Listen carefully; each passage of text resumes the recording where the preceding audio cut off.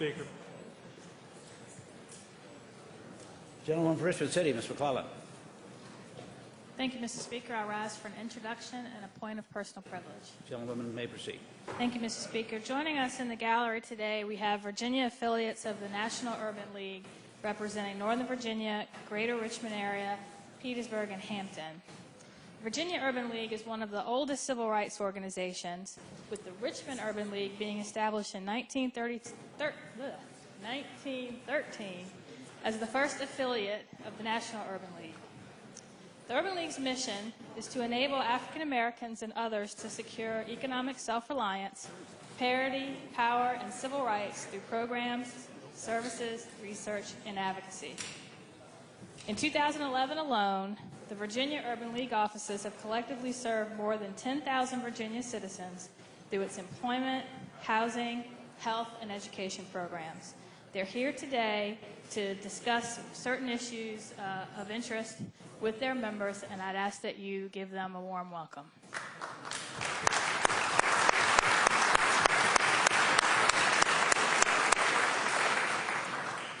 The gentleman has the floor. Thank you. Mr. Speaker, I was disappointed this morning when I read your quote in the Richmond Times-Dispatch that you would discourage approval of legislation to create a health benefits exchange. While I was disappointed, I wasn't surprised, because your statement echoes sentiments of Governor McDonnell.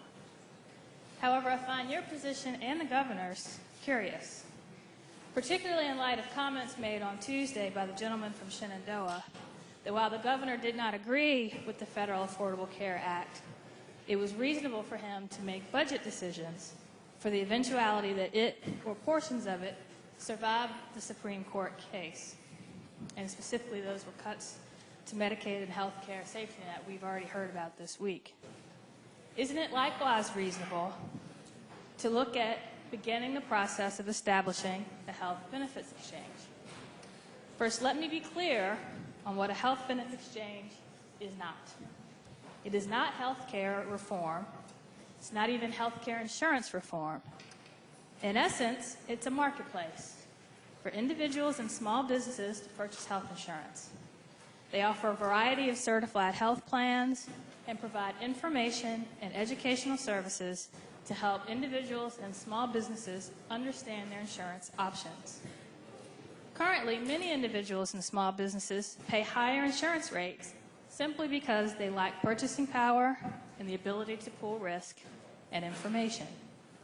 An exchange increases their control and choice by providing information about prices, quality, and physician and hospital networks. Exchanges are intended to keep prices low by increasing competition among private insurance plans through improved comparative shopping and more informed consumers. Many people in both parties thought this concept was a good idea before President Obama was ever elected and Congress began debating the Affordable Care Act. Indeed, Governor McDonnell's candidate for choice for president, Mitt Romney, thought it was such a good idea that on his watch, Massachusetts created the first state health care exchange in 2006. Utah, not exactly known as a bastion of liberalism, passed legislation in 2008 establishing a health care exchange. But unfortunately, our exchange is getting bogged down in politics, the politics of the Affordable Care Act, which does require benefit exchanges in the states. And if a state-run exchange is not on its way to being operational by January of next year, the federal government will set up its own exchange here. Now, in August of 2010, the governor established the Virginia Health Care Reform Initiative Advisory Council to develop recommendations to implement health care reform in Virginia. At that time, the governor said, every Virginian needs access to affordable health care. The challenge is how to provide that access in an economically responsible manner. The recommendations of the council will help create an improved health system that is an economic driver for Virginia while allowing for more effective and efficient delivery of high-quality care at lower costs. Then the VHRI recommended that Virginia create and operate its own exchange to preserve and enhance competition. and suggested that the Governor and the General Assembly create a process to work through the various issues in detail with broad stakeholder input. As a result of that recommendation, last year we passed 95-3 House Bill 2434, which stated our intent that the Commonwealth create and operate its own health benefits exchange to preserve and enhance competition in the health insurance market.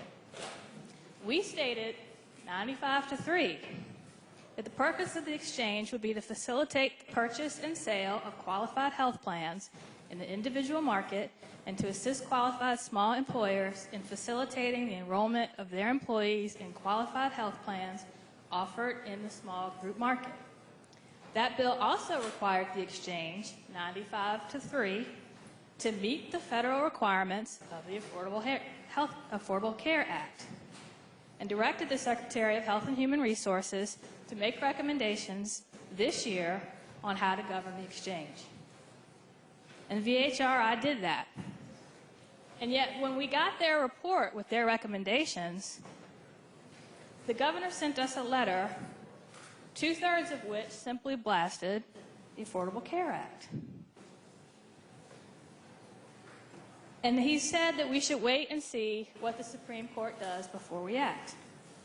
But no one expects the Supreme Court to throw out the entire federal act. And even if they do, I believe all of the bills that have been introduced have a sunset provision to take care of that possibility. Now, no one has argued, or at least no one has argued or taken a position that an exchange is not a good idea. No one wants the federal government to impose its version of an exchange on Virginia. Yet if we don't show enough progress by the January 1st, 2013 deadline, that's exactly what could happen. But regardless of when the deadline is, if we're to have a state exchange, shouldn't we take advantage of the federal funds available to set it up? Shouldn't we take as much time as we can to set the exchange up right, rather than scrambling close to the deadline by which it should be operational, or coming back in a special session at extra taxpayer expense? Shouldn't we start now to provide the insurance industry with the guidance it wants on the rules that will govern plans that they will offer through the exchange, which brings them more business? And shouldn't the legislature, not the administration, make the public policy decisions on where an exchange will be housed and how it will run? Mr. Speaker, there are times when good government takes a back seat to politics. I hope we're not at that point now. I hope that you and the governor will reconsider your position and let us begin the work of establishing a health benefits exchange that will help provide at least 100,000 Virginians new private options for health insurance. Thank you, Mr. Speaker.